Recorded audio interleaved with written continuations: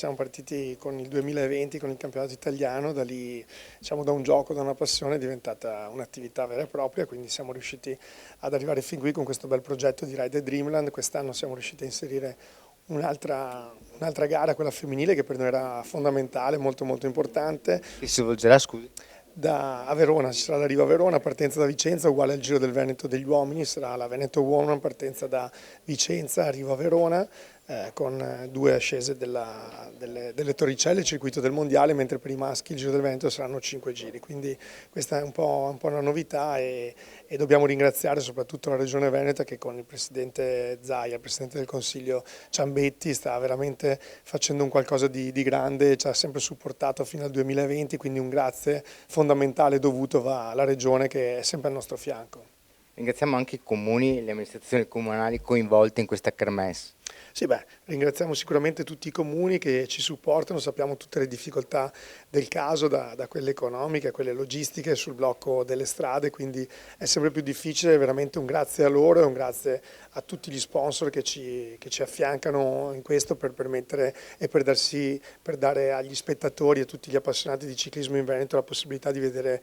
questo grande ciclismo sulle nostre strade. Queste attività, queste manifestazioni sono cresciute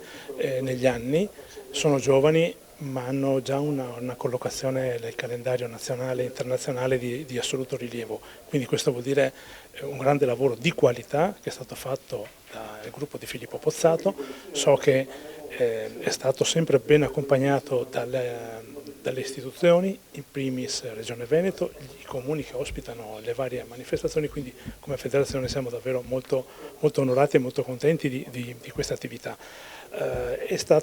Rappresenta una settimana dove è rappresentato tutto il ciclismo, quello femminile, quello fuoristrada, con le due chicche di prestigio, le due gare dei professionisti, quindi davvero una settimana di ciclismo, come è stato detto oggi, e mi piace ripeterlo, a 360 gradi, perché significa attraverso queste manifestazioni promuovere l'attività di base del ciclismo, proporlo in termini qualitativi al pubblico e contemporaneamente anche fare la promozione del territorio, che è fondamentale. Il nostro mondo si regge su due pilastri: da un lato la federazione ciclistica, che ha un ruolo istituzionale di promozione, e dall'altro la Lega del ciclismo professionistico, che come dire, ha anche l'attività di coordinamento. Sono due mondi che devono assolutamente andare sulla stessa